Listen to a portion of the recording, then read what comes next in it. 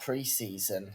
A great way to plug the gap between no football and real football. A chance to see your team play at times like 3:30 a.m. in places like Korea. A chance to buy pay-per-view match passes for £9.99. And of course, 11 subs in the 60th minute. Let's see how each Premier League team did while also exploring the exotic stadia they went to. We'll also use this opportunity to note any signings that have come in since my last video on the topic. There aren't that many, but a few to catch up with. And once again, if you prefer, there's not going to be much visual stimulus in this video. It's just going to be a list of results. So if you want, you can skip to whichever team you want to hear more about, or just look away and keep listening to the video and treating it like a podcast. We'll start with Arsenal, who have given a new contract to Ethan Ranieri as well as academy player Andre Harrimananous. They had a tour in Asia with Noni Madueke absent because he was having a rest following the Club World Cup. They played their first two games as part of the Singapore Festival of Football at the National Stadium, which hosts Singapore's national team and the Singapore Sevens Rugby Sevens event.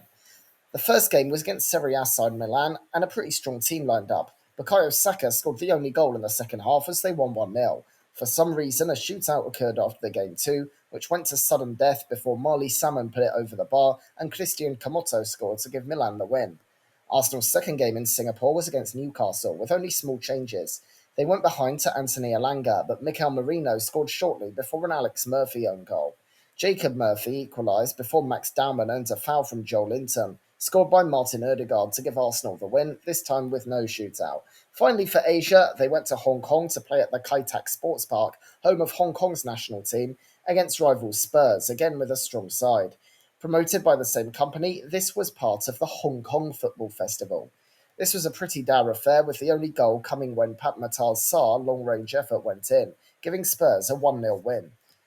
They then returned to play two home games at Emirates Stadium, their home since 2006 and that of their women's team since 2024. The first, a friendly against La Liga's Villarreal. Arsenal did not rotate much in pre-season and again put out a strong lineup. However, Nicola Pepe and Cole Ete-Eyong put them two down, while Christian Nørgaard halved the deficit from a corner at the break. Arnaud Danjuma made it 3-1 before Dowman was brought down by Pau Navarro and Odegaard scored the penalty. A 3-2 loss for Arsenal. Again, there was a needless shootout, which went to sudden death. Pau Cabanes scored for Villarreal, while new boy Madueke had his saved, meaning Villarreal won that too. Finally, there was a game in Arsenal's own customary pre-season tournament, the Emirates Cup, against Athletic Club. Arsenal went strong with a 3-0 win thanks to goals from Victor Gyökeres, Saka and Kai Havertz. In the shootout, it went to sudden death, with Arsenal winning after Adama Boiro missed and Martin Zubimendi making no mistake. So Arsenal, for 3 seasons, the bridesmaid. Their big addition is Gyökeres, and they'll be delighted for him to score, showing good movement and hunger, with fellow new man Zubimendi doing the same with the assist. One can assume the 11 used against Athletic Club will be very similar to the one that starts the season opener at Manchester United. Raya in goal is a no-brainer, with the fullbacks being Jurrien Timber on the right and Ricardo Calafiori on the left. Ben White and Miles Lewis-Skerry are brilliant deputies if that is the route Arsenal go down. William Saliba and Gabriel are the best centre-back partnership in the business, and Gunners will be particularly happy the latter is back after missing the first games with what Arteta called a niggle. It looks like Zubimendi will be the partner for Martin Odegaard and Declan Rice, Bukayo Saka on one wing, Gabriel Martinelli on the other, and Victor Gyökeres up front. Is that a team that wins the league? It certainly feels a bit better than last season, with Zubimendi and Gyökeres in for Thomas Partey and Kai Havertz. Noni Madueke will be good backup on the wing, much better than Raheem Sterling, with Christian Mosquera, Mikel Merino and Ethan Ranieri among the other reinforcements. It'll be weird for Mikel Arteta to use his last friendly to put in 8 or 9 players together, and therefore I think we should assume that is the 11. If it is, it will fight for the title much more realistically than the season prior.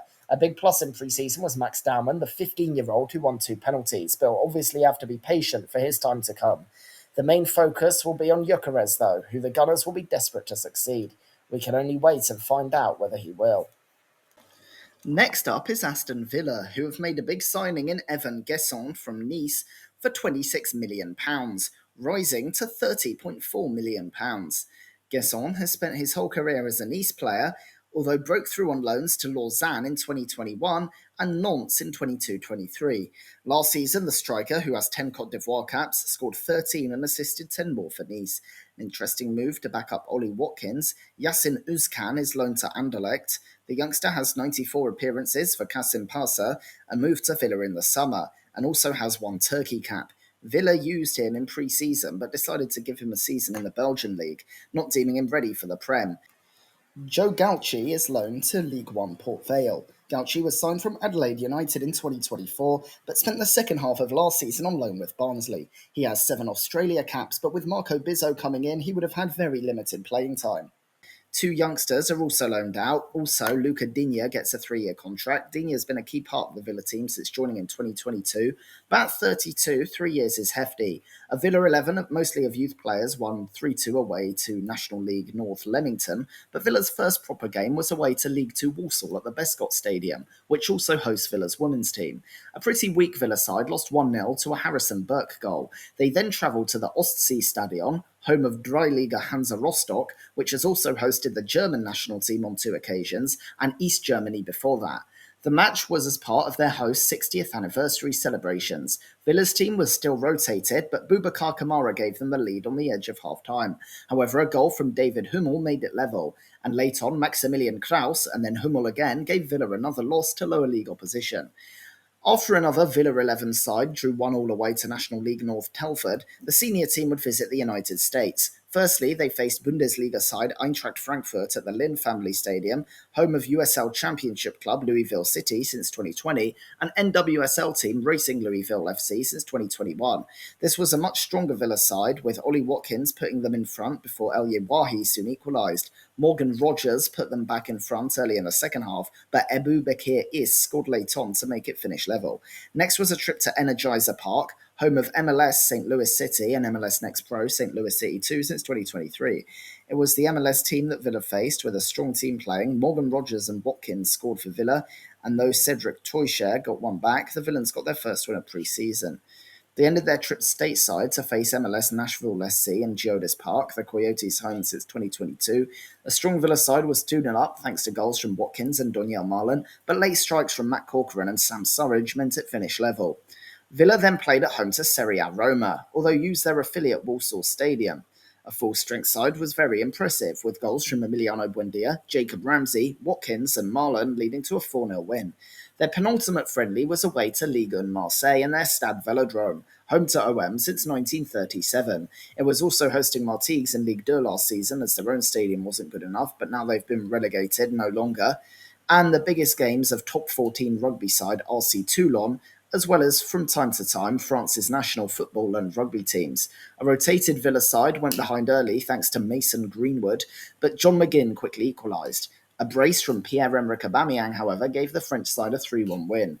Bizarrely, they then travelled to Villarreal the next day, playing Marseille on Sunday, on Saturday, and the Yellow Submarine on Sunday. The Estadio de la Ceramica has been their home since 1923 and the B team since 2023. It's also hosted 2 games for the Spanish national team. A rotated but strong Villa won 2-0, with Watkins and Buendia netting the goals. Villa having 2 friendlies within a day of each other confuses matters, because there was a strong team in both, and the team that plays their season opener against Newcastle will probably have players from both 11s. Villa lost 2 games away to lower league opposition in Walsall and Hansa Rostock, and there were 2 draws and a win in their American tour. The highlight was a 4-0 win over Roma, but then their split squad to end it 1-1 and lost 1. Villa haven't really added to their squad much, but kept their best players, including Ollie Watkins, who was strongly linked with Man United. That their main signing was a striker is telling, but Villa are fighting in Europe again next season, and Evan Gessond will ease the burden on Watkins, something Villa have needed since John Duran left 7 months ago. Bournemouth have given Neto to Botafogo on a free transfer. The Brazilian was signed from Barcelona, for whom he was underused in 2022 and spent 2 seasons as Cherry's number 1 before a loan to Arsenal last season. The 36-year-old is now unneeded following the signing of George Petrovic. Academy player Ashley Clark is loaned to AFC Tottenham. The Cherries started their season with a behind-closed-doors friendly at home to Hibs at their Canford Magna training ground. Not much was said about it apart from the goal scorers, with Philip Billing and Romain Favre giving the hosts a lead before Kieran Bowie pulled one back to make it finish 2-1. Another game at the same venue was held against Championship Bristol City, where there were 4 periods of 30 minutes, making it feel weird to even count. It finished 6-2 with goals from Marcus Tavernier, Antoine Semenyo, Evan Nilsson, Dango Watara, and Adrian Truffert twice, and Ephraim Yoba and Ross McCrory scored for the visitors. Like Villa, Bournemouth's main tour was in the US for the Premier League Summer Series. 4 teams, Bournemouth, Everton, United, and West Ham, would have a round robin competition. First, they faced Everton at the MetLife Stadium, home of the New York Giants and New York Jets of the NFL since 2010, and also briefly the New York Guardians of the XFL in 2020. A strong but not completely full-strength Bournemouth blew the Toffees away with 3 goals in 15 minutes from Billing Ouattara and Daniel Aduaje.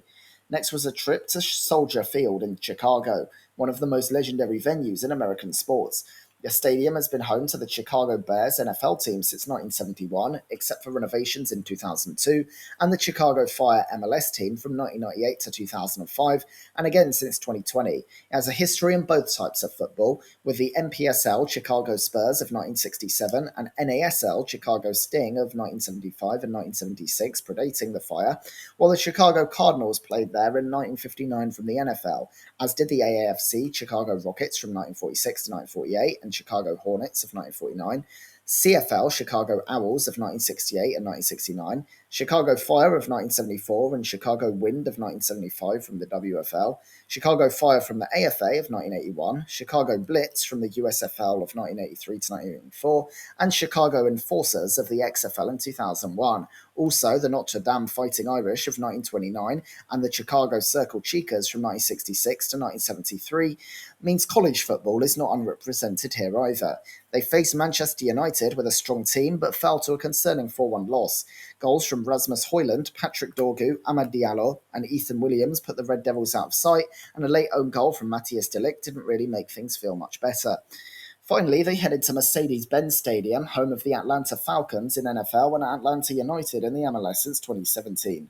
Also, since that year, it's hosted 3 major college football games: the Peach Bowl, the Celebration Bowl, and the Aflac kickoff game. Here they faced West Ham, but a strong team lost 2-0 thanks to goals from Niklas Füllkrug and Jared Bowen. Bournemouth thus came third in the summer series. Returning home, they would play a La Liga side, Real Sociedad, at their training ground behind closed doors. A strong team drew 1-1, with Evan Nilsson cancelled out by a late Andar Baranechea goal. On the same day, they then played the same team with fans at Dean Court, their home since 1910. A handball by Adrian Truffert led to a penalty, but Mikel Oyarzabal's effort was saved by Petrovic as they drew 0-0. Behind closed doors friendlies aside, the US tour had a thrashing of Everton, but then big losses to Man U and West Ham. A home goalless draw against a mid-table La Liga side ended it off. Bournemouth split their squad for the behind closed doors game, with Evan Nilsson, Alex Scott, and Dango Watara among the stars used in that, with George Petrovic, Antoine Semenyo, and Marcos Senesi used in the public game. This makes it hard to decipher exactly what Andoni Iraola is planning.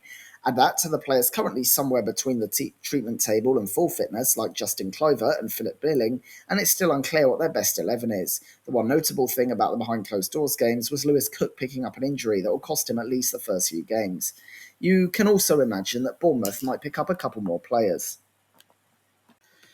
3 pre-season games for Brentford. Their first game was away to Primera Liga Gil Vicente FC at their Estadio Cidade de Barcelos. A pretty strong Brentford team drew 1-1, with Pablo giving the hosts the league, but Igor Thiago ensuring things ended level. They then faced Championship Queen's Park Rangers away at Loftus Road. Home of Shepherd's Bush FC from 1904 to 1915, it was taken over by QPR in 1917, who have used it ever since, apart from briefly from 1931 to 1933 and 1962 to 1963. It was also used by rugby side London Wasps from 1996 to 2002, Fulham from 2002 to 2004, and AFC Wimbledon in 2020. A strong B side won 1-0 thanks to a very early goal from Nathan Collins. They had one game at home to Bundesliga side Borussia Mönchengladbach. Their Brentford Community Stadium has been home since 2020 and was also home to rugby side London Irish from 2020 to 2023. The Bees rotated and trailed at half-time thanks to Grant Leon Ranos. Goals from Fabio Carvalho and Mikael Damsgaard gave them the lead, but it was another draw because of a late equaliser from Frank Honorat. Finally, a so-called Brentford 11 mixed of senior and youth players played at the same opposition behind closed doors at their Jersey Road training ground.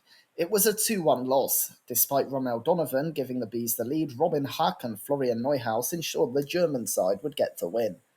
Brentford have lost a manager and two key players in Brian Mbermo and Christian Nørgaard, plus the Johan Wissa melodrama above their heads. Unlike many other teams, Brentford haven't gone on a tour, instead just playing 3 games, 2 away and 1 at home. At Gil Vicente, Keith Andrews made 11 changes at half-time, but Gustavo Nunes had to come off very soon after. The main positive will be Igor Thiago, who was signed for 30 million last season but played just 8 games due to injury, getting on the score sheet. With Nørgaard gone, Nathan Collins was named captain on the day they played QPR and scored the only goal against Brentford's West London rivals. The only home game was against Borussia Mönchengladbach. The team here felt quite weak, with a few key players missing. Meanwhile, Wissa left the club's training in Portugal and was exiled and did not feature at all in pre-season, threatening to never play again if a move to Newcastle wasn't sanctioned. A couple days before the Gladbach game, he returned, but still wants to go to the Champions League Magpies. Andrew's best 11 for the opening game against Nottingham Forest doesn't seem clear based on the 3 pre-season ties, especially with the Wissa situation hanging over his head. Brighton loaned out Kamari Doyle, who has not played since signing from Southampton in 2024, to Reading following loans to Exeter and Crawley last season. At 20, they hope another season in League One will help him out. Academy player Kofi Shaw is brought in from Bristol Rovers. The Seagulls started off with a behind closed doors friendly at their American Express Elite Football Performance Centre training ground against League One Wycombe. A strong 11 saw Danny Welbeck's early goal cancelled out by Junior Quitina, but 3 more from Welbeck and late goals from Facundo Buonanotte and Charlie Tasker wrapped up a 6-1 win. The next game was also behind closed doors at the Andalusia training ground in Spain against Championship Stoke City. Kaoru Mitoma put the rotated Seagulls in front, but a Carlos Baleba handball led to a penalty converted by Lewis Baker. Diego Coppola and Jorginho Rutter scored in the second half to secure a 3-1 victory for Brighton. Still no fans in the Marbella Football Centre hosted a date with Segunda División Las Palmas. A pretty strong Brighton team won 2-0 thanks to goals from Yassin Ayari and Matt O'Reilly. Back to their home training ground for a match against Championship Coventry. A strong Brighton won 2-0 with goals from Ayari and Abdullah Sima. They also went to Championship Southampton at St Mary's Stadium, home since 2001 and 2022 for the women's team. In a 1-hour game behind closed doors, Jeremy Sarmiento scored the only goal in a 1-0 win. On the same day, a full game with fans was held. A strong Brighton team led thanks to 2 goals from Yankuba Minte, but Jay Robinson and Adam Armstrong meant it finished level. They returned to their training ground to host Bundesliga VfL Wolfsburg, where a rotated team won 2-0 thanks to goals from Brian Guda and Jeremy Sarmiento. On the same day, they played the same opposition with fans at Falmer Stadium, their home since 2011, winning 2-1 with Ruter and Maxim de Kuiper scoring, and Rogerio getting the visitors' goal. The 11 seemed close to full strength. Bart Verbruggen was in goal with Mats Wiefer, Jan-Paul van Hecker, Lewis Dunk and Maxim de Kuiper, the back four. Yasin Ayari and Diego Gomez were in the hole with Yankuba Minte, Matt O'Reilly and Kaoru Mitoma behind Jorginho Rutter. The fact Fabian Hutzler didn't use too many subs make me think that's his 11, and it's a strong one, but not much better than last season. This also means that Charalampos Kostulas will have to wait, as will Tom Watson, despite both coming in on 8-figure sums. Burnley have added 3 new players since my last video. Leslie Ugachukwu comes in from Chelsea for around £23 million. Ugachukwu was signed for the Blues in 2023 after breaking through at Rennes, but after a season on their periphery, spent the last on loan to Southampton, for whom he played 31 times. He's also played for France at their home Olympics in 2024. Ugachukwu is just 21, and Burnley will hope to bolster their midfield options with his signing. Martin Dubravka joins from Newcastle for an undisclosed sum. Dubravka joined the Magpies in 2018 from Sparta Prague after a loan and was number 1 for 4 seasons when not injured. However, after losing his place to Nick Pope in 2022, he had a bizarre loan to Man U for 6 months before being number 2 for Pope. 36-year-old Dubravka, who has 53 Slovakia caps, is a decent keeper and will fight with Max Weiss for the number 1 spot. However, both feel like a downgrade from James Trafford, who was their number 1 in the Championship last season. Finally, Armando Broja joins from Chelsea for £10 million plus £5 million more in add-ons.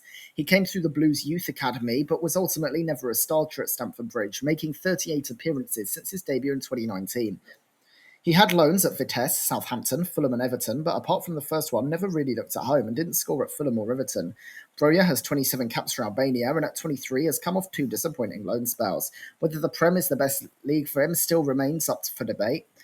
and I don't think he's the man to keep you up. Academy player Joe Wesley is sold to Dundee and two more are loaned out. Their first game was against League Two Fleetwood at their training ground, with Lyle Foster scoring the only goal in a 1-0 win. In their Portuguese training camp, they played Wolves, where Jurgen Strand Larsen's goal was cancelled out by Jakob Brun-Larsen in a 1-1 draw. They decided to tour England with three lower league teams away. First was League One Huddersfield at Kirklees Stadium, home to both the football club and rugby league Huddersfield Giants since 1994. Goals from Tommy McDermott and Joe Wesley gave them a 2-0 win. Interestingly, they decided to go for a split squad strategy, with the other half playing away to League Two Shrewsbury on the same day. The new meadow has been their home since 2007 and also used by the New Saints in 2024 for European competition. John Marquis gave the hosts the lead, but an Edwards brace gave what Burnley thought would be the win until an injury time equaliser from Will Boyle. They then visited Stoke at the Bet365 Stadium, home since 1997. A relatively strong Claret side lost 1-0 thanks to a Ben Wilmot goal. Finally, they hosted Serie A Lazio at Turf Moor, home since 1883, also hosting amateur side Burnley Belvedere from 1902 to 1904. Hjalmar Ekdal brought down Balai Dia in the box, but Matt Weiss saved the pen. However, Matteo Cancellieri scored the only goal as the visitors won 1-0. Burnley have added hugely, and I wonder if Scott Parker knows his best 11. Skipping the behind closed doors training games, we have the tour of three EFL teams with only one win against League One Huddersfield before League Two Shrewsbury got a draw and Championship Stoke got a win. Losing 1-0 to Lazio is no disgrace, but the likes of Martin Dubravka, Armando Broja and Leslie Ogachukwu didn't play, having just signed. Therefore, they won't be fully integrated in the team yet, and it's unclear how Burnley will suit up going into their first games. Chelsea completed one more signing, with Jarell Hasso joining from Ajax for £35.5 million plus £3 million more in add-ons. The left-back had 111 appearances for the Amsterdam side and 6 caps for the Netherlands, despite being just 19. 3 players left: Kiernan Dewsbury-Hall, who was signed from Leicester in 2024, playing 36 times but just 13 in the league, goes to Everton for £25 million plus £4 million. Dewsbury-Hall was a regular for Leicester for 3 seasons, especially the latter one in the Championship, but did not flourish at Chelsea. The others we've just talked about, Leslie Ogachukwu and Armando Broja, go to Burnley for £23.2 million and £20 million respectively. None of these players looks like ever becoming regulars in West London, and Chelsea will be very happy to get 8-figure sums, beginning with 2 for all of them. Mamadou Sarr has just been bought from Strasbourg, where he did well for 1 season. The 19-year-old is loaned back to the Ligue 1 outfit this campaign. Marc Guiu was signed from Barcelona a year ago, playing 16 times, but a majority of those are in the Conference League. He's loaned to Sunderland. Due to their Club World Cup exploits, there was no tour for Chelsea. They hosted 2 games, which they called the Visit Malta Weekender, at Stamford Bridge. Home of the London Athletic Club from 1877 to 1904, Chelsea moved in 1905 and called it home ever since. Their women's team have used it for selected matches since 2004, while the London Monarchs NFL Europe team used it in 1997. Bundesliga Bayer Leverkusen were the visitors, with the rotated Blues winning 2-0 with goals from Willian Esteval and João Pedro. The next game with the same sponsorship was held 2 days later against Milan. A Reece James cross was quickly turned into Andre Kubis' own net, and a Pedro header made it 2-0 within 10 minutes. Pedro was through on goal again and brought down by Kubis, with the Romanian sent off. In the second half, Yunus Musa brought down Esteval in the box and Delap scored the penalty. Yusuf Fofana got one back, but another from Delap made it finish 4-1. Obviously a much shorter pre-season for the new world champions, but their fans will be happy to see the Brazilian duo of Esteval and Pedro gelling well together. Nicholas Jackson is going to leave Stamford Bridge, while the Blues were also strongly linked with Alejandro Garnacho from Man United. A major negative was a long-term injury picked up by Levi Colwill in training. Chelsea's young attackers may find it harder in the weekly slog of a 38-game league, plus the Cups in Europe, than they did in the Club World Cup and pre-season. The team used in the Milan game looks close to full strength, with Robert Sanchez in goal, a back four of Reece James, Dawson Adebayo, Trevor Chalobah and Marc Cucurella, Moises Caicedo and Enzo Fernandez in the engine room, and Pedro Neto, Cole Palmer and Jamie Gittins behind João Pedro up front. If that is it, it's a strong, exciting and young team, though perhaps not quite one good enough to win the league yet. Crystal Palace have sold Malcolm Ebiowei to Blackpool for an undisclosed sum. He was signed from Derby in 2022 but played just 5 times for the Eagles, with loans to Hull, RWD Molenbeek and Oxford featuring limited game time. Palace will be happy to get rid of him. A rotated Palace side got underway with a behind closed doors 1-0 win over Championship Millwall at the Crystal Palace training ground, Jesser and Raksaki scoring the only goal. They then visited League Two Crawley at Broadfield Stadium, home since 1997, and also the home of Brighton's women's team since 2018. A strong Palace side won 3-0 with goals from Jean-Philippe Mateta, Eberechi Eze and Daniel Munoz. In a training camp in Austria, they faced Mainz at Hans-Ludwig Stadion with two one-hour-long matches in a double-header. In the first, they drew 1-1 with Mateta's goal being cancelled out by Nelson Viper late on. In the second, they fell 3 down thanks to Armindo Sieb, Ben Justus Bobsien and Konstantin Schopp, though Roman Esse and Maxence Lacroix made the scoreline respectable. Finally, in Hofmeinger Stadion, they did a double-header of full matches against Bundesliga Augsburg. A strong 11 won the first game 3-1, with 2 from Mateta and 1 from Eze, and Philips Tietz getting a late consolation for the Germans. A much weaker side lost 1-0 in the second game, with Ayman Dardari being the goalscorer. The Community Shield isn't technically a pre-season game, but we'll include it here. Palace suited up at Wembley Stadium, home of England since 2007, and Spurs from 2017 to 2019, to face Premier League champions Liverpool. An early goal for Hugo Ekitike was cancelled out when Virgil van Dijk fouled Ismail Assar in the box and Mateta scored the penalty. Jeremy Frimpong soon restored Palace's deficit, but Sarr scored an equaliser to send it to pens. Liverpool had missed 3 of their 5, while Palace had only missed 2. Justin Devaney scored the decisive penalty to send another bit of silverware to South London. The Palace team, one has to assume, is the one that will play at Chelsea next week, with maybe a tiny bit of rotation. Dean Henderson starts in goal, back 3 of Chris Richards, Maxence Lacroix and Mark Gay, Daniel Munoz, Adam Wharton, Daichi Kamada and Tyreek Mitchell are the midfield 4, with Ismail Assar and Eberechi Eze flanking Jean-Philippe Mateta in a front 3. The main doubt is Kamada, who came off early and was replaced by Will Hughes. That team seems very similar to the one from last season, but the bench is weak, and with Palace playing in Europe this season, they might find it a bit tougher. Their pre-season has been overshadowed by their expulsion from the Europa League as a result of multi-club ownership rules, with Palace instead being sent to the Conference League, and then their unsuccessful appeal from that. However, the Community Shield is a big prize for Palace, and they'll be delighted to take it back to Croydon to start the season positively. Next is Everton, who, as I just said, signed Kiernan Dewsbury Hall for £25 million. Obviously a quality player. It'll be interesting to see how he does with regular football again in the Prem, which we can assume he will get. Everton visited League Two Accrington at their Crown Ground, home since 1968, but internationals and summer signings didn't play. Ben Ward gave Stanley the lead, but when Isaac Heath was brought down, Beto scored the penalty to secure a 1-1 draw. Next was Championship Blackburn at their Ewood Park ground, where they first played in 1881 before moving in for good in 1890, and also the home of the women's team since 2024. The team was stronger than the one which played Accrington, but lost 1-0 thanks to a Dion Dinev goal.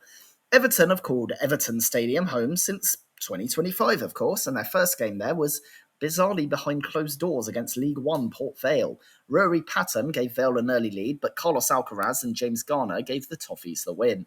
Everton were one of the teams to tour the US in the Premier League Summer Series. However, a relatively strong team lost 3-0 against Bournemouth at the MetLife Stadium in East Rutherford, with goals from Philip Billing, Dango Ouattara and Daniel Adu-Ajay. Next, they went to Soldier Field in Chicago to face West Ham, but a rotated team lost 2-1. Though Idrissa Gueye gave them the lead, goals from Lucas Paquetá and Niklas Füllkrug meant they fell again. Finally, they played Man United at Mercedes-Benz Stadium in Atlanta. After James Tarkowski found Amad Diallo, Bruno Fernandes scored the penalty, but Iliman Ndiaye equalised before half-time. A Mason Mount goal was quickly cancelled out by an own goal from Aidan Heaven, making it finish 2-2. 1 point meant Everton finished last in the summer series. Finally, their new home would see Roma visit. Matthias Sule scored the only goal as the visitors won 1-0. The American tour did not go well with only 1 point in the summer series, and they also failed to win in 2 games away to EFL opposition. They also lost at home to Roma, with only the behind closed doors game against Port Vale leading to a win. And that is a bad sign, no matter how irrelevant pre-season results are. The 11 used against Roma seemed like the one David Moyes will go with in the season opener at Leeds. Jordan Pickford in goal and a back 4 of Jake O'Brien, James Tarkowski, Jared Brathwaite and Vitaly Michalenko. James Garner and Idrissa Gueye in the engine room with Carlos Alcaraz, new man Kiernan Dewsbury Hall and Iliman Ndiaye behind new striker Tierno Barry. Michalenko went off injured very early, replaced by Adnan Ansnu, so the latter may well start on Sunday. Losing 3-0 to Bournemouth in particular sucks, and Everton don't really look like an exciting team at all. I think the real question is, will they be in trouble? And I'm not sure. Intriguing rumours about Jack Grealish aside, I expect them to spend a bit more, so I'm not really sure whether we can write them off yet. Fulham still haven't got moving with the transfers, but young striker Ollie Sanderson has been loaned to National League Woking. After not getting much minutes on loans to League Two sides last season, Fulham hope by dropping down a division, the 21-year-old, who has yet to make a senior Cottagers appearance, will get more game time. Academy product Logan Cook also got a first senior contract. They started at their Motspur Park training ground with a match against Scottish Premiership Aberdeen. Harry Wilson scored two, including a penalty after Timothy Castagna was found, and the others were scored by Rodrigo Muniz and Joshua King as they won 4-1. They also beat Championship West Brom at the same venue 1-0 with a goal from Emil Smith Rowe. A strong Fulham went for a training camp in Portugal, playing at SC Firenze's Estadio de São Luís against Nottingham Forest. Wilson scored two and Andreas Pereira another in a 3-1 win, with Chris Wood getting the consolation. At the same venue, a strong side played Saudi Pro League Al Ittihad. They scored four before half-time through Wilson, Smith Rowe, King and Jorge Cuenca. Karim Benzema was brought down in the box, missed a penalty and scored a rebound, and then got another, but it was still a 4-2 win for Fulham. Another behind closed doors game was held against Championship Sheffield United. Smith Rowe put Fulham in front, but Tom Cannon equalised from the spot. Raul Jimenez put them back in front, but Louis Barry equalised from another penalty. Extra time was agreed beforehand, with the Blades winning 3-2 thanks to a Callum O'Hare goal. Fulham finished it off with a home match against Eintracht Frankfurt at Craven Cottage, their home since 1896, except from 2002 to 2004. Fulham Ladies also used it from 2000 to 2003, as did the Fulham Rugby League team from 1980 to 1984. Jimenez's free kick was the only goal as the hosts won 1-0. Like a lot of teams, Fulham used their last pre-season match to put out what could be their starting 11. Bernd Leno in goal, a back four of Kenny Tete, Joaquin Anderson, Kevin Bassi and Ryan Sessegnon, and Sander Berger and Sasha Lukic in the hole. Harry Wilson, Joshua King and Alex Iwobi were behind Raul Jimenez in a front four. Sessegnon was forced off and their bench looked very threadbare, with teenager Samuel Anissa replacing him. Fulham have focused on keeping their existing squad together instead of adding to it, and have staved off interest from any of their players. They have only signed backup goalie Benjamin Lecomte and sold absolutely no one. That's an interesting strategy, as after all they were decent last year, but will it really help them push on as the race for Europe becomes even more competitive? Leeds have loaned midfielder Charlie Crew, who played once last season after graduating the academy, also earning a Wales cap, to League One Doncaster. They started with a 0-0 draw against Man United at the National Arena, home of Sweden's national team since 2012, AIK since 2013, and the Melody Festivalen, which decides their Eurovision entrant, since 2013, apart from 2021 because of COVID. It was a relatively strong Leeds side in this first outing. They then toured Germany, although games were behind closed doors. Dreiliga SC Verl were their hosts at the Sport Club Arena for the first game, which had 120 minutes rather than 90. Joel Pirro scored two, the second from the spot, while Wilfred Ganonto and Lucas Nemecha also scored. A Jonas Arweiler consolation led to a 4-1 win. The other hosts were Dry Bundesliga Paderborn, who have called the Home Deluxe Arena home since 2008. From 2020, Verl had to use it while they got the Sport Club Arena up to Dreiliga standards. A strong side went up by two thanks to goals from Pirro and Ganonto. Adriano Grimaldi got one back, but Nemecha restored the two-goal lead. A late Mika Bau goal wasn't enough, and the visitors won 3-2. Leeds' next game was at home to Villarreal at Elland Road, their home since 1919. Before that, it was used by Holbeck Rugby League team from 1897 to 1904, Leeds City from 1904 to 1919, and Yorkshire Amateur AFC in 1919. Hunslet Rugby League team also used it from 1983 to 1994. An Etta Iyong's effort was cancelled out by Pirro for a 1-1 draw.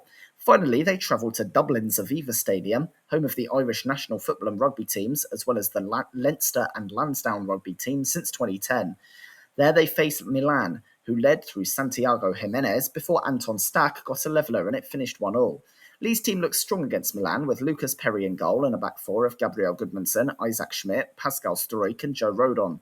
Ethan Ampadu, Ayo Tanaka and Anton Stack were in midfield behind a front three of William Ginonto, Daniel James and Joel Pirro. If that is their team, it looks decent, but I'm not sure they have the attacking firepower to stay up, which is crucial. Obviously, promoted sides always have work cut out for them, to say the least nowadays, and I think the Whites will find it tough. Liverpool have signed Salford youngster Will Wright for £200,000. Former England under-21 international Tyler Morton, who played 14 times for the Reds but featured more on loans at Blackburn and Hull, is sold to Lyon for £10 million, perhaps rising to £15 million. Darwin Nunez, who was signed on the back of a 34-goal season with Benfica in 2022, managed double digits in his first two seasons, but only 7 the one just gone, and is sold to Al Hilal for £46.2 million, potentially rising to £56.6 million. Isaac Mbaya, who has one Reds appearance, is loaned to Wigan. The Reds started with a friendly away to Championship Preston at Deepdale. They're home since 1878, and also home of the Lancashire Lynx rugby league team from 1996 to 2000. Connor Bradley and Nunez gave the Reds the lead. Liam Lindsay got one back, but a late Cody Hakpo goal meant that Liverpool won 3-1. Next was a match at the Liverpool Training Centre behind closed doors at Stoke. Opened as the academy in 1998 for Liverpool's reserve teams and academy, it was expanded in 2020 for the first team to enter as a training ground. Stoke were the opposition, and Liverpool won 5-0 thanks to a hat-trick from Nunez, Rio Nagoma and Federico Chiesa. The Reds then went on a pre-season tour of Asia, with the first game being the so-called Standard Chartered Trophy in Kai Tak Sports Park in Hong Kong against Milan. Rafael Leao gave the Italian side the lead, but Dominic Szoboszlai levelled things up. In the second half, Ruben Loftus-Cheek and Noah Okafor scored for Milan, and though Hakpo got one back, another from Okafor put a 4-2 win to bed. Next up was Japan, where they faced Yokohama F. Marinos in the Nissan Stadium, their home since 1999, and also that of the Yokohama Cannon Eagles rugby team since 2022. It has also hosted numerous Japan games, lastly a friendly win over South Korea in 2021. This was part of the J-League World Challenge, a brand for when foreign clubs take on J-League teams. Asahi Uenaka gave the hosts the lead, but Florian Wirtz, Trey Nioni, and Nagoma gave the Reds a 3-1 win. Liverpool finally had a double-header against Athletic Club at Anfield, their home since 1892, and before that Everton's from 1884 to 1892. In the first game, where they had a weaker team, they raced in front with goals from Nagoma, Nunez, an own goal from Alex Padilla, and Harvey Elliott, though Gorka Guruzeta got a consolation and a 4-1 win. A much stronger team was used in the second game, although not completely full strength, with Mohamed Salah being cancelled out by Oyhan Sansei for parity at half-time. Hakpo gave Liverpool the lead again, but then scored at the wrong end when a Marouane Sanadi header deflected on of him. He made up for it with the winner before Daniel Vivian brought down Wataru Endo in the box, but Salah missed the pen. Finally, there's the Community Shield, which is not technically pre-season, but will still count here. They faced FA Cup winners Crystal Palace and went ahead through Hugo Ekitike before Virgil van Dijk fouled Ismaila Sarr in the box and Jean-Philippe Mateta scored the pen. Jeremy Frimpong soon restored the Reds' lead, but a late Sarr equaliser meant penalties. Salah, Alexis McAllister and Elliott all missed their spot kicks, but Justin Devaney made no mistakes with a decisive one, and Liverpool had missed out on a trophy. I have and will continue to say that various teams' pre-season was overshadowed by a transfer melodrama, injury, or other media talking point, but the death of Diogo Jota puts everything into perspective. The Reds, though, went ahead with pre-season professionally and started with a game against Preston, which was mostly remembered for the tributes to Jota. A loss to Milan and a win over Yokohama F. Marinos was their Asia tour, with a double-header win against Athletic Bilbao in pre-season. Youngster Rio Nagoma was a real revelation, and we'll expect to see more from him, although perhaps he'll have to wait a bit longer for his career to really get started. The Community Shield will be a disappointment for Arne Slot, as managers seem to care about it a lot more than fans. But one thing it did reveal is what the Dutchman views as his strongest 11. Alisson in goal, and a back four of Jeremy Frimpong, Ibrahima Konate, Virgil van Dijk, and Milos Kerkez. This means that Andy Robertson could see his time really reduced this season. Curtis Jones and Dominic Szoboszlai are in defensive midfield, with Mohamed Salah, Florian Wirtz and Cody Hakpo behind Hugo Ekitike. It's a very solid team to defend a title with quality all round, although I do think it is beatable, as Palace showed. Although Liverpool dominated the game and should have won. The other thing is that Ryan Gravenberch and Alexis McAllister will come into that team as well. Finally, Liverpool have been a big part of the Alexander Isak melodrama. The Reds have already spent massively on Wirtz, Ekitike, Kerkez, Frimpong and Georgi Mamadashvili. Isak is a brilliant player who clearly wants to leave Newcastle for Anfield, but the fee it would take to get him is astronomical. Strikers are back in vogue, and Manchester City have the best one in Erling Haaland. And Arsenal also added Victor Gyökeres and Chelsea João Pedro. Liverpool have already responded with Ekitike, who they will be delighted scored at Wembley. But Isak is considered a cut above and has done it in the Premier League. I'll talk more about Isak in the Newcastle section, where it's a massive crisis for the Magpies. But for what it's worth, I don't think he'll go to Liverpool this summer. If he does, then it really will strengthen them to new levels. Next is Manchester City. who have a transfer update involving Vitor Reis. The teenager who joined City in January from Palmeiras managed 4 appearances but is now loaned to Girona. Academy player Jamai Simpson-Pusi also joined Celtic on loan. Because of the Club World Cup, the Sky Blues only managed one pre-season game, the so-called Anglo-Palermitan Trophy, away to Serie B Palermo at their Stadio Renzo Barbero. Home since 1932. It's also hosted the Italian national team on occasions, lastly their infamous 2022 World Cup qualifier defeat at home to North Macedonia. Erling Haaland and a brace from Tiani Reinders gave City a 3-0 win over their sister club. City made 11 changes, 10 at half-time, and that means their starting 11 will be hard to discern, and Pep Guardiola is notorious for game-to-game rotation rather than a set team anyway. They're an interesting prospect this season. A big blow to them is an injury setback for Rodri, who is not out long-term but not 100% either, and is obviously such a key figure for them. It's remarkable how much worse they are without the Ballon d'Or winner, whose absence was blamed for their decline last season. Although I don't think that's 100% true. Their team was ageing, with Kyle Walker the most obvious example, and the rebuild will take a little while to calibrate. A lack of a proper pre-season may harm them a bit too. Man United have a big acquisition to talk about in Benjamin Šeško. Šeško has played for Red Bull Salzburg and then spent the last 2 seasons with RB Leipzig in the Bundesliga. 21 goals last term was enough for United to pay a reported £66.3 million with £7.4 million in add-ons for the 22-year-old, who already has 41 Slovenia caps. Honestly, I think the age has played a big factor in the price, and I'm not sure if Šeško is what they need right now. Anyway, youth product Ethan Wheatley, who has 4 senior appearances, is loaned to League Two Walsall, while the Academy's Jack Morehouse joined Leyton Orient on loan. United started the season with a 0-0 draw against Leeds in the National Arena in Stockholm before going on tour in the US for the Premier League Summer Series. First, they headed to the MetLife Stadium in East Rutherford to face West Ham. Alphonse Areola found Aidan Heaven in the box for a penalty dispatched by Bruno Fernandes. Fernandes got a second, though a Jared Bowen strike meant it finished 2-1. Next was Bournemouth at Soldier Field in Chicago. The Red Devils were impressively 4-1 winners, with goals from Rasmus Højlund, Patrick Dorgu, Amad Diallo and Ethan Williams, though a late David Brooks cross was turned in by Matthias de Ligt for an own goal. Finally, they faced Everton at Mercedes-Benz Stadium in Atlanta. A foul by James Tarkowski on Diallo led to a penalty scored by Fernandes, but Iliman Ndiaye equalised. Mason Mount's goal was cancelled out by an own goal by Heaven for a 2-2 draw. 7 points meant that United still won the pre-season summer series to bring some smiles to their US-based fans. To make the sponsors happy, they hosted Fiorentina in what they called the Snapdragon Cup. Old Trafford, their home since 1910, was the venue, but an early Simon Sommer goal put the visitors in front. However, an own goal from a corner from Robin Gosens meant it finished level, leading to pens. With one set of penalties to go and the first 4 all scored by both teams, Fabiano Parisi's effort was saved, while Kobbie Mainoo scored to give United some more pre-season mettle. Šeško was not used, and it remains to be seen what Amorim's best lineup is. United are not the finished article at all. Not even the most positive Red Devils fan would say that they are. They've spent a huge amount on forwards, but to me, Brian Mbeumo, Matheus Cunha and Šeško are not even close to being as good as the options at Man City, Liverpool and Arsenal. They're teams who they once beat for fun in the Alex Ferguson era, but now covet massively. Rasmus Højlund is wanted by Milan, while Alejandro Garnacho is linked with Chelsea. A lot has also been said about their large-scale renovation of their Carrington training ground to the tune of £50 million, which has restored some goodwill amongst United fans towards Ineos, who were seen as saviours on arriving but have been criticised for penny pinching. With Old Trafford falling down as the rivals' taunting chant goes, infrastructure has become front of mind amongst the United faithful in a way it normally isn't for football fans. Even if their attackers do turn out to be a masterstroke, which, as I said, I significantly doubt, they still haven't added to the rest of the pitch. The rebuild will take some time, and I think Ruben Amorim will get it as long as they finish top half and at least compete for even a Europa League spot. However, what can't be repeated is another bottom half finish, which would surely spell the end of the Portuguese manager.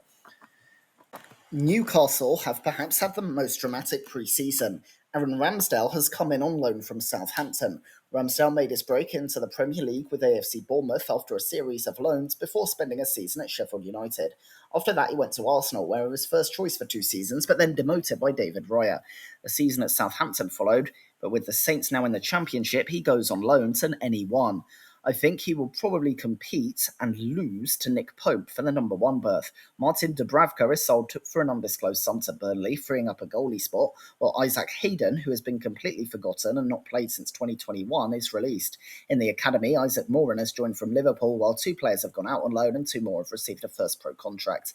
Newcastle's first match was against National League Carlisle at the Magpies Darsley Park training ground behind closed doors. United won 4-0 with goals from Sean Longstaff, Joel Linton, Jacob Murphy, and Ben Parkinson. Next was a trip to Scottish Premiership side Celtic for the so-called Adidas Trophy. Celtic Park, the host home since 1892, was the venue, but Arnie Engels was brought down by Joe Willock in the box and scored the pen. Goals from Johnny Kenny, Yang Hyun-jun, and Liam Scales led to a sobering 4-0 defeat for the Magpies. Next was a tour of Asia, starting with a festival of football in Singapore's National Stadium against Arsenal. Newcastle led through Anthony Elanga, but Mikel Merino equalised. Not long after, a Kai Havertz cross was put into Alex Murphy's own net. Jacob Murphy equalised, but a Joel Linton foul on Max Dalmard led to a penalty converted to Martin Odegaard, so Newcastle lost 3-2. They then headed to South Korea for the so-called Kupang Play Series, with 2 games. First up, they faced a K-League 11 at the Suwon World Cup Stadium, home of Suwon Samsung Blue Wings since 2001. A pretty strong Newcastle side lost 1-0 to a Kim Jin-kyu strike. Next was the Seoul World Cup Stadium, home of FC Seoul since 2001 and a common host of the South Korean national team. Most recently, their June World Cup qualifier against Kuwait. Spurs were the opponents, but an early Brennan Johnson goal was cancelled out by Harvey Barnes for a 1-1 draw. They returned home to St James's Park for a friendly against La Liga Español. The ground was home to Newcastle Rangers from 1880 to 1882 and then 1884, Newcastle West End from 1886 to 1892, and then Newcastle East End in 1892, who became Newcastle United the same year. The tune went down to Edu Exposito, but Matt Targett soon equalised. Target then brought down Exposito in the box, but Javi Pardo's pen was saved by Ramsdale. Jacob Murphy scored before a late equaliser from Kike Garcia led to a 2-2 draw. Finally, the next day, there was the so-called Stella Cup at the same venue against La Liga Atletico Madrid. A pretty strong team lost 2-0 with goals from Julian Alvarez and Antoine Griezmann. Oh dear. Due to the split squads thing, also used by Villa and Liverpool, it's hard to find a best 11 for the Magpies, who apart from the behind closed doors game against Carlisle managed to not win a single one, despite 1 game away to Celtic, 3 on tour in Asia and 2 at home. You shouldn't read too much into these things, but 4-0 against Celtic? Really? For a team who are playing in the Champions League this season? And how do you lose to a K-League 11? A hastily assembled team of all-stars from what must be generously a top 50 or so league in the world. It's really bad, and the Alexander Isak drama has made things even worse. Isak is Newcastle's best player and a bona fide superstar, something St James's Park have lacked for a long time. The Magpies rejected a bid of £110 million from Liverpool for the Swede, who missed the Asian tour with what was called a minor thigh injury, instead training in Spain on his own. Now, I'm not saying anyone is lying, but if a team theoretically wanted an excuse when a player was exiled or perhaps self-exiled, that's the type of thing you might say. I don't think a minor thigh injury stops you from getting some minutes in friendlies anyway. Then when he was left out of even the home preseason games, Howe said, "You have to earn the right to train with us. No player can expect to act poorly and train with the group as normal." If he was actually injured, how was he acting poorly? It's clear Isak wants out, but some sort of behaviour has led to Eddie Howe freezing him, saying he has to train when everyone else has gone home. The owners have told Isak that he won't be sold, but honestly, at this point, I'd rather just take the 110 million quid instead of having him clearly not wanting to play.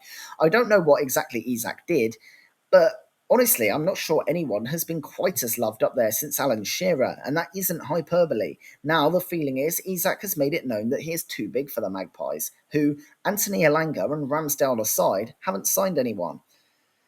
A big summer felt on the horizon after qualifying for the UCL, but it has been frustrating. Some good news is that defender Malik Tior is close to joining from AC Milan, so say reports, but they also lost out on Benjamin Šeško to Man United, Hugo Ekitike to Liverpool, Joao Pedro and Liam Delap to Chelsea, James Trafford to Man City, and Dean Huijsen to Real Madrid. After all that, people were quite annoyed to see Aaron Ramsdale, objectively quite a good acquisition on loan, come through the door.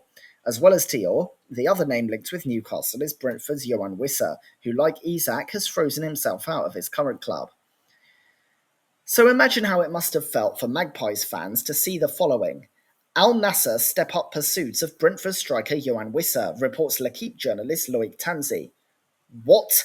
How on earth are Newcastle going to battle a Saudi club for a target? And then it hits you. What if Newcastle aren't going to be the Saudi mega club after all? What if, though the Saudis are drawn to the Premier League, their main project is the Saudi League, which has all these superstars joining the exact same employer, but not playing for Newcastle? Geordie YouTuber Will Ennis summed it up with this sentiment. Can't believe my eyes, man. I thought they were going to turn us into PSG. We're Strasbourg.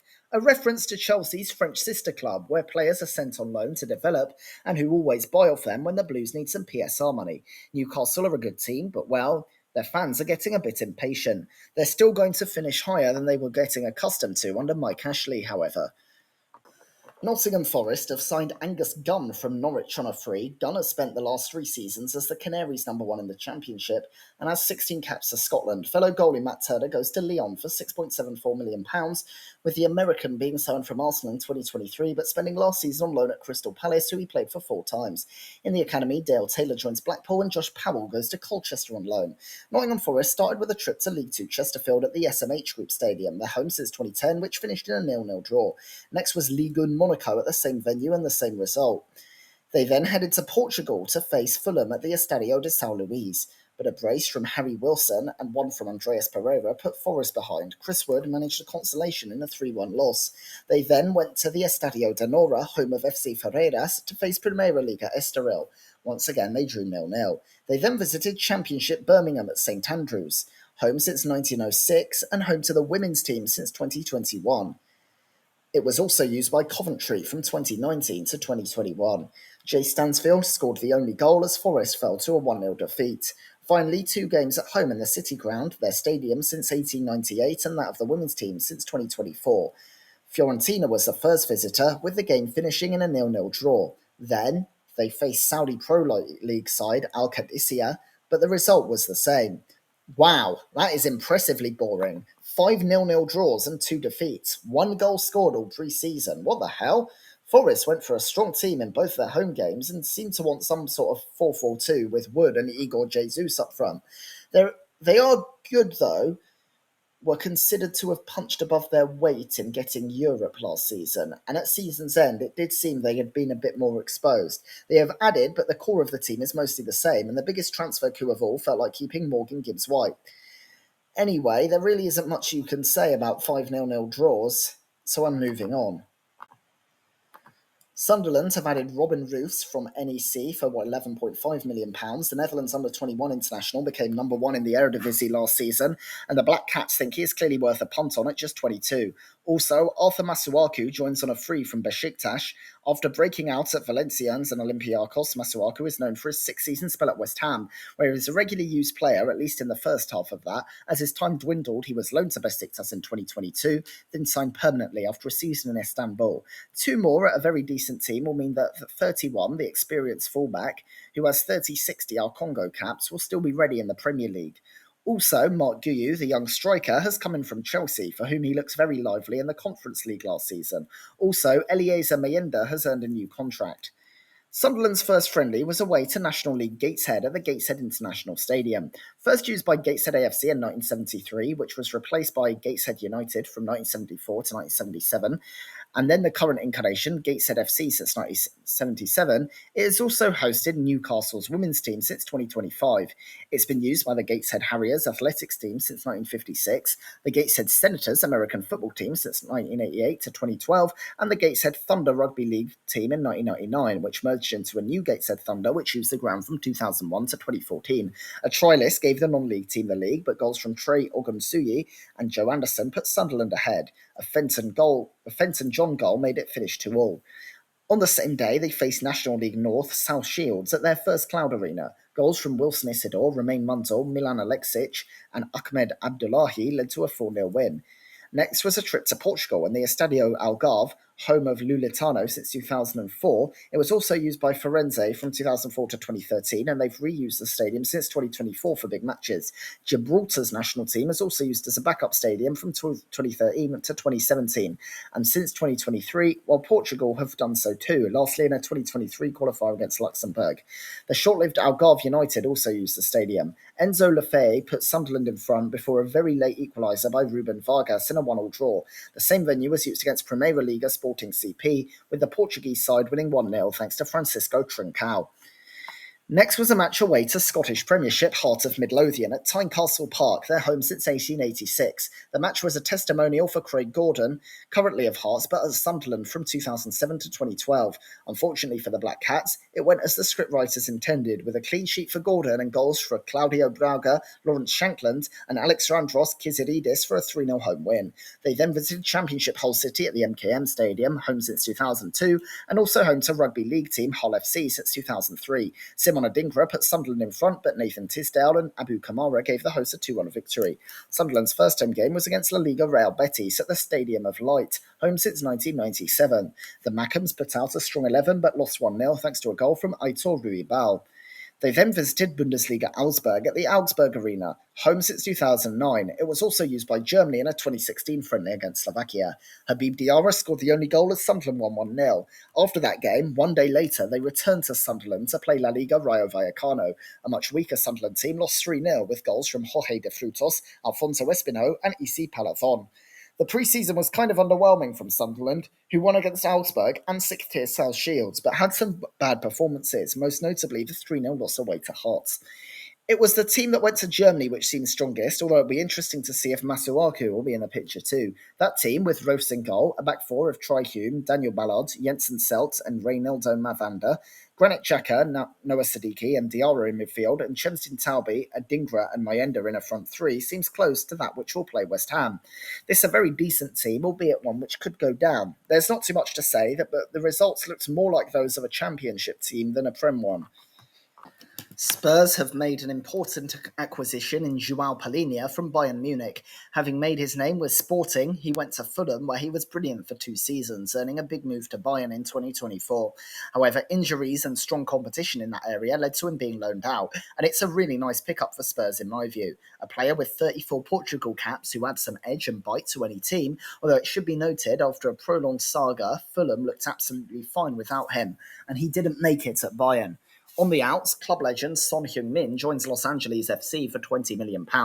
Son had time with Hamburg and Bayer Leverkusen before joining in 2015 and spent 10 seasons in North London, playing 454 times, scoring 173 goals and becoming club captain. He also has 51 goals in 134 caps for South Korea. But last season, a player who once was feared by everyone in the league looked past his sell-by date. And to be honest, I think Spurs are lucky to get that much for this version of him. A lot of players have gone out on loan. Youngster Mikey Moore, who has 21 appearances for Spurs, joined Rangers, while Tyrese Hall, who is yet to play for the senior side, joins League Two Notts County. Will Lancashire, who's played 6 times for Spurs, joins Championship Oxford, with Jamie Donnelly, who has 4 games, going to Stoke in the same division. George Abbott, who has 1 game, joins Wickham in League One after spending last season at Notts County, while Yang Min Hyok, who was at Championship QPR on loan last season, joins Portsmouth in the same division. Finally, Alfie Devine, who is at Belgian side Westerlo, joins Preston. There's not too much to say about this list of youngsters, other than that they will obviously get more time on their travels than they would have if they stayed in North London. Devine and Moore also got a new contract. Spurs started with a trip to League One Reading at their Medeski Stadium, home since 1998, and for the women's team since 2020. It was also used by the Richmond Rugby Club from 1998 to 1999 and London Irish from 2000 to 2020. Lancashire and Luka Vuskovic scored as the Lily Whites won 2-0. More League One opposition was used at a behind-closed-doors match against League One Wickham. Papamatar Sarr put Spurs in front, but a base from Junior Quiterna put the visitors in front. However, Sarr scored again to ensure a 2-2 draw. Next, they visited League One Luton at Kenilworth Road, home since 1905. A relatively strong Spurs team drew 0-0 to the Hatters. They then visited Asia, but Destiny Adogi, Kota Takai, Manuel Solomon, Radu Dragashin, Dejan Kulusevski and Brian Hill all missed out through injury, while Moore, Devine and Dane Scarlett stayed home to look for loan moves. Their first game was in the Hong Kong Football Festival against Arsenal at Kai Tak Sports Park, and Sarr scored again with a long-range effort to win 1-0. They then went to the Seoul World Cup Stadium to finish Newcastle. and went ahead through Brennan Johnson, though Harvey Barnes made it end 1-all. The main takeaway, though, was the long-term injury for James Maddison. Finally, there was the Telecom Cup, a regular fixture of pre-season football in Germany, away to Bayern Munich at the Allianz Arena, home since 2005. It's also been used by 1860 Munich from 2005 to 2017, and the German national team, most recently in the Nations League semi-final against Portugal. A strong Spurs side was used, but they fell behind thanks to Harry Kane. Palinia then brought down Josip Stanisic in the box, but Kane put the penalty over. Kingsley Coman, Lennart Kau, and Jona Kusiasare, though, scored for Bayern to wrap up a 4-0 win, which embarrassed Spurs. The Community Shield is not pre-season, and the UEFA Super Cup certainly isn't, with the Spurs playing Champions League winners PSG on Wednesday, in Udine. I'll talk about that in the next video about Premier League predictions, by which time that game should be done. Anyway, despite losing 4-0 to strong opposition, that Spurs team is among their strongest. Guglielmo Vicario in goal, a back four of Pedro Porro, Cristian Romero, Mickey van der Ven and Jed Spence, Rodrigo Bentancur and Joao Palhinha in the hole, with Mohamed Kudus, Pat Matar Sarr and Brennan Johnson behind Richarlison up front. That team feels quite good until you get to the front four, especially with Sarr out of position in the 10, and Son going feels like the last real connection to their greatest team of the Premier League era, where he, Kane and Dele Alli led an exciting side which reached a 2019 Champions League final. Thomas Frank has a couple of injuries to contest with and needs to get to grips with his Spurs side sooner rather than later. A win over hated rivals Arsenal in Hong Kong is nice, but there was also some draws against League One sides, and a 4-0 loss to Bayern in there, which shows they still have a lot of work to do yet. And a season-ending injury to James Maddison is a massive blow. I imagine Frank might have to put the Champions League to one side a bit and focus on getting his side in Europe again next season. West Ham have added striker Callum Wilson on a free. Wilson broke out at Coventry before joining Bournemouth in 2014 and moving to Newcastle in 2020. He scored double digits in 3 of his 5 seasons there, but was peripheral last season and only scored once. He also has 9 caps for England. Goalie Mads Hermansson comes in from Leicester for £20 million. The former Denmark under-21 international Hermansson spent the last 2 seasons as Fox's number 1 after joining from Brøndby in 2023, and therefore has Premier League experience at 25. Youngster Caelan Casey, who has 3 appearances, joins Championship Swansea on loan, while academy player Mason Terry joins Braintree on loan. West Ham started the pre-season with a trip to Swiss Super League side Grasshopper Club. Behind closed doors at their GC campus, Andy Irving and Callum Marshall scored before Jonathan Asp Jensen got one back. Late on, Lucas Paquetá was brought down and scored the penalty himself for a 3-1 win. Next was the PL Summer Series, starting with Man U at the MetLife Stadium in East Rutherford. Alphonse Areola brought down Aidan Heaven and Bruno Fernandes scored the penalty before netting another. Jared Bowen got one back in a 2-1 win. Then it was Soldier Field in Chicago to face Everton. Idrissa Gueye put the Toffees in front, but goals from Lucas Paquetá and Nicholas Füllkrug gave the Irons a 2-1 win. Finally, they faced Bournemouth at the Mercedes-Benz Stadium in Atlanta. Füllkrug and Bowen scored for a 2-0 win, leading to second in the Summer Series behind United. They also had a home game, the so-called Boyle Sports Cup, against Ligue 1 Lille at the London Stadium, home since 2016 and also home to the UK Athletics team since 2015. Olivier Giroud scored to put Lille in front, but a late Füllkrug equaliser made it finish 1-1. This led to penalties and it went to sudden death. Max Kilman scored his, but Lilian Barre missed to give West Ham a pre-season goal. Graham Potter used a strong 11 and few subs, meaning the assumption can be that West Ham will use something like this team in their opener at Sunderland. Alphonse Areola was in goal with a back four of Aaron Wan-Bissaka, Jean-Claire Todibo, Max Kilman and Nea Fagerd, El Hadji Malek Diouf, Freddie Potts and James Ward-Prowse from midfield with Lucas Paquetá, Jared Bowen and Nicholas Füllkrug in a front 3. I think 3 goals from Füllkrug bought in for big money but without much result last summer will make their fans smile. He scored that many in the whole of last season and they can hope he might perform this time. Of course, there is now a question as to whether Areola or Hermansson will start in goal, with the latter replacing Łukasz Fabianski as the Frenchman's competition. West Ham are similar to last season, but without Mohamed Kudus and with Diouf. Their fans weren't happy with the unambitious re-signing of Wilson, but last season they spent a lot to no avail as big money names came in and bombed under Julen Lopetegui, himself a big name who has quickly moved on. Now they have Graham Potter, who despite his failed time at Chelsea is still proven at Premier League level and who kept the ship stable last season. West Ham fans will get impatient, but things are looking a bit dull in East London and they could be a very dark horse to go down. That doesn't mean I think they will, but they could sleepwalk there, that's all I'm saying. Wolves have added David Moller-Wolfer from RZ Alkmaar for £10 million. He joined the Eredivisie from Brann in 2023, playing regularly at left-back for 2 seasons and has 12 Norway caps. Meanwhile, Gonzalo Guedes departs for Real Sociedad for £3.5 million, despite having received more minutes last season than he did at any other point since joining the Old Gold in 2022.